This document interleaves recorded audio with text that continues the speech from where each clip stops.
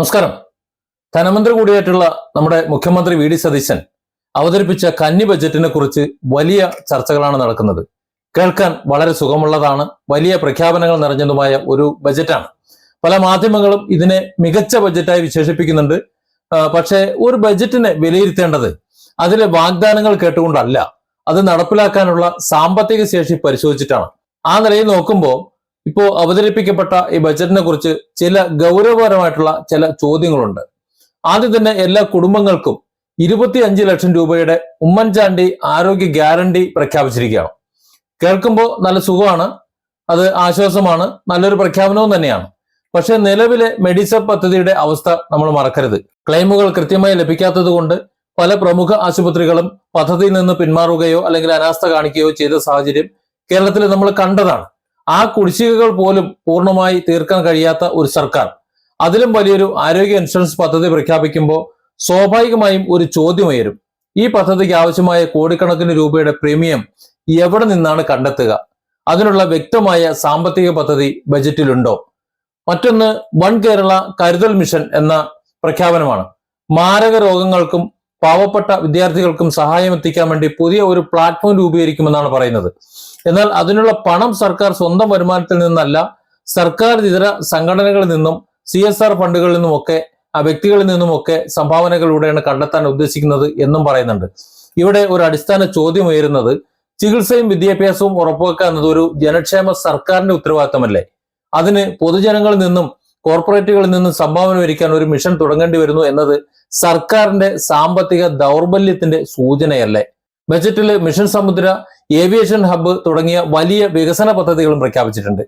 കേരളത്തിനെ ഒരു പോർട്ട് സിറ്റിയാക്കുക, 4 അന്താരാഷ്ട്ര വിമാനത്താവളങ്ങളെ കേന്ദ്രീകരിച്ച് വ്യോമയാന ഹബ്ബ് സൃഷ്ടിക്കുക തുടങ്ങിയ ലക്ഷ്യങ്ങൾ കേൾക്കാൻ വളരെ മികച്ചതാണ്.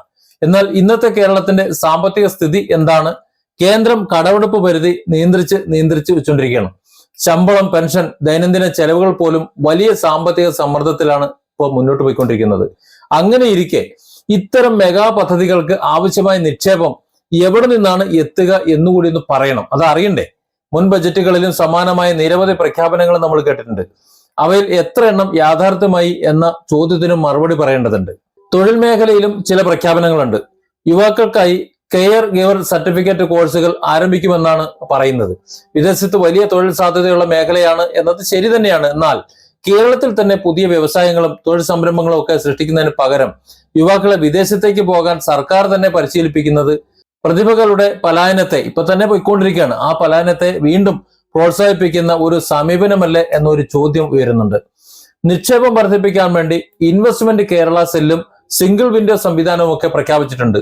എന്നാൽ കേരളത്തിലെ ഉയർന്ന ഭൂവില, പരിമിതമായ സ്ഥലലഭ്യത, ശക്തമായ യൂണിയൻ ഇടപെടലുകൾ, സങ്കീർണമായിട്ടുള്ള നടപടിക്രമങ്ങൾ തുടങ്ങിയ അടിസ്ഥാന പ്രശ്നങ്ങൾക്ക് പരിഹാരം കാണാതെ ഒരു പുതിയ സെൽ ആരംഭിച്ചതുകൊണ്ട് മാത്രം നിക്ഷേപം ഒഴുകിയെത്തുമെന്ന് പ്രതീക്ഷിക്കുന്നത് യാഥാർത്ഥ്യബോധമുള്ള സമീപനമാണോ എന്നത് പരിശോധിക്കേണ്ട ഒരു വിഷയമാണ്. ചുരുക്കത്തിൽ പറഞ്ഞാൽ ഈ ബഡ്ജറ്റ് കേൾക്കാൻ നല്ല സുഖമാണ്, നല്ല മനോഹരമാണ്. വി ഡി സതീശൻ സർക്കാർ കേരളത്തിൽ എന്തോ ആന മറിക്കാൻ പോകുന്നു എന്നത് ധ്വനിപ്പിക്കുന്ന ഒരു സംഗതി തന്നെയാണ്. അതുകൊണ്ടാണ് ഈ ബഡ്ജറ്റ് കേൾക്കാൻ മനോഹരമാണ് എന്ന് പറഞ്ഞത്. അതിൽ പ്രതീക്ഷ നൽകുന്ന പ്രഖ്യാപനങ്ങൾ, ദീർഘകാല വികസന സ്വപ്നങ്ങളെല്ലാം ഉണ്ട്. പക്ഷെ ഒരു ബഡ്ജറ്റിന്റെ വിജയം എന്ന് പറയുന്നത് അതിലെ പ്രഖ്യാപനങ്ങളുടെ എണ്ണമല്ല, അതല്ല തീരുമാനിക്കുന്നത്. അവ നടപ്പിലാക്കാനുള്ള സാമ്പത്തിക ശേഷിയും വ്യക്തമായ ധനസമാഹരണ പദ്ധതിയുമാണ്. അതാണ് അതിന്റെ നിർണായകം എന്ന് പറയുന്നത്. പ്രഖ്യാപിച്ച പദ്ധതികൾക്ക് ആവശ്യമായ വിഭവങ്ങൾ എവിടെ നിന്ന് കണ്ടെത്തും, എങ്ങനെ കണ്ടെത്തും എന്നതിന് വ്യക്തമായ ഉത്തരങ്ങൾ ഈ ബഡ്ജറ്റിൽ എവിടെയും തന്നെ കാണുന്നില്ല എന്നതാണ് പ്രധാനമായി വിമർശിക്കാനുള്ളത്.